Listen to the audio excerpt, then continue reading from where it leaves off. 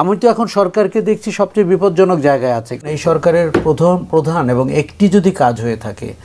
আসসালামু আলাইকুম বন্ধুরা, আশা করি আপনারা সকলেই ভালো আছেন।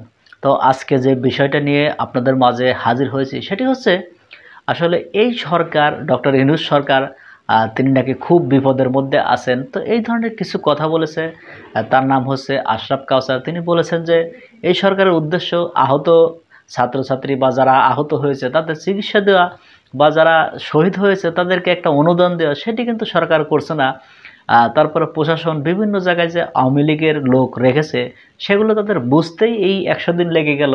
তাহলে এরা কাজ করবে কখন? তো চলুন আমরা তার মুখ থেকে সে কথাগুলো একটু শুনি। বছরে আপনার 3 থেকে 5টি স্তর যে আওয়ামী লীগের লোকজন দিয়ে ভরে ফেলা হয়েছিল, এই তথ্যটি বুঝতে এবং সেটির আপনার পাল্টা আঘাত করতে আপনার যদি 90 দিন লাগে, আমি তো এখন সরকারকে দেখছি সবচেয়ে বিপজ্জনক জায়গায় আছে। এই সরকারের প্রধান এবং একটি যদি কাজ হয়ে থাকে সেটি হচ্ছে নিহত পরিবারগুলোকে সম্মানের সাথে ট্রিট করা আর আহতদের চিকিৎসার দায়ভার নেওয়া, এবং এইটি হচ্ছে সরকারের প্রথম কাজ।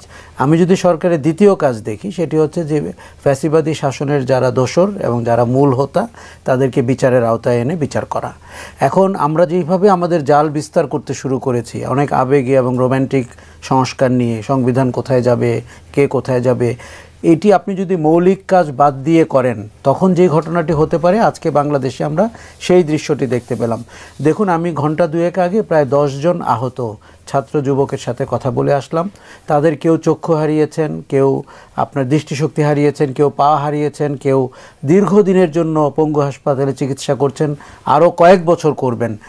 রাষ্ট্রের দায়িত্ব ছিল তাদেরকে দেখভাল করার, তাদের ট্রিটমেন্টের দায়িত্ব নেওয়ার। 71 সালের মুক্তিযুদ্ধে আমরা যদি মুক্তিযোদ্ধাদের বা পঙ্গু আহত মুক্তিযোদ্ধাদের ব্রিটেন এবং জার্মানিতে পাঠাতে পারি, 2024 সালে আপনি এখন পর্যন্ত কেন এমন কোনো উদ্যোগ নিতে পারছেন না?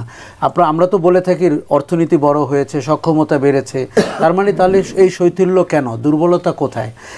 আমার মনে হচ্ছে দুর্বলতা হচ্ছে তাদের ফোকাস নাই, তারা ঠিক জানেন না তারা কি করতে এসেছেন। কেউ কেউ বারান্দায় বসেছিলেন, উপদেষ্টা হয়ে গেছেন, কেউ কেউ 30 বছর আগে কোনো কাজের সাথে যুক্ত ছিলেন, কারো কোনো প্রশাসনিক দক্ষতা নাই।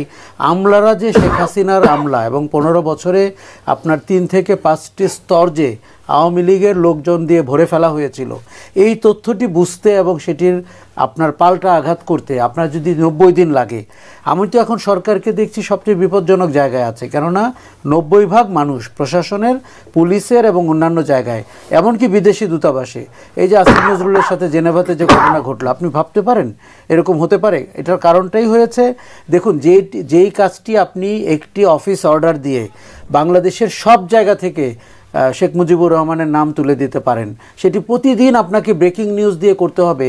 আমি এর মধ্যে গলদ দেখতে পাচ্ছি। তার মধ্যে পোশাকি আচরণ, পোশাকি বহিঃপ্রকাশ অনেক বেশি। আপনি 5টি প্রধান দূতাবাস থেকে রাষ্ট্রদূত প্রত্যাহার করবেন, একটি চিঠিতে চলে যাবে, এবং ঘটনার 5ই অগাস্টের পরে 8ই অগাস্ট সরকার দায়িত্ব নেওয়ার পরে 10 তারিখের মধ্যে ঘটে যাবে। এটি আপনি দেড় মাস দেরি করেছেন, 2 মাস দেরি করেছেন। ফলে যারা সংগঠিত হওয়ার, দেখুন, সরকারের অনেকেই রয়েছেন প্রশাসনিক দক্ষতায় নবীন, পতিত সরকারটি কিন্তু নবীন না। তারা 15 বছর ধরে এই ইলেকশন ইঞ্জিনিয়ারিং করে, প্রশাসনিক ইঞ্জিনিয়ারিং করে ক্ষমতায় টিকেছিল, যার কোনো জনভিত্তি ছিল না, মানুষ তাকে ভোট দেয়নি। কাজে আপনি কি শক্তির বিরুদ্ধে আন্দোলনে নেমেছেন, আমার ধারণা সরকার সেটি অ্যাসেস করতে ব্যর্থ হয়েছে। এখন ভারতীয় চক্রান্ত বলি, আবার নতুন আমাদের চরিত্র হিসাবে আবির্ভূত হয়েছে ডোনাল্ড ট্রাম্প। আপনি দেখুন, আওয়ামী লীগ এখন এক হাতে নূর হোসেন আর এক হাতে ডোনাল্ড ট্রাম্প, কত বিসদৃশ একটা দৃশ্য।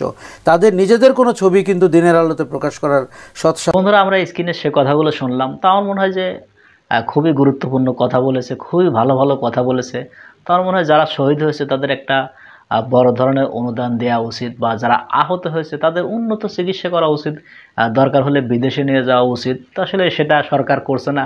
মানে সরকার করছেটাকে একটু ঘাপিলাতি করছে, এটা খুবই খারাপ লাগছে যে এত মানুষের রক্তের উপরে এসে দাঁড়িয়ে তারা যদি এই ধরনের কর্মকাণ্ড করে তাহলে এটা খুবই দুঃখজনক, খুবই খারাপ লাগার মতো ঘটনা। তো এই বিষয় নিয়ে আপনাদের যদি কোনো মতামত থাকে অবশ্যই কমেন্ট বক্সে জানিয়ে যাবেন। তো বন্ধুরা, ভালো থাকবেন, সুস্থ থাকবেন, দেখা হবে পরবর্তী কোনো ভিডিও নিয়ে। সে পর্যন্ত ভালো থাকুন। আল্লাহ হাফেজ।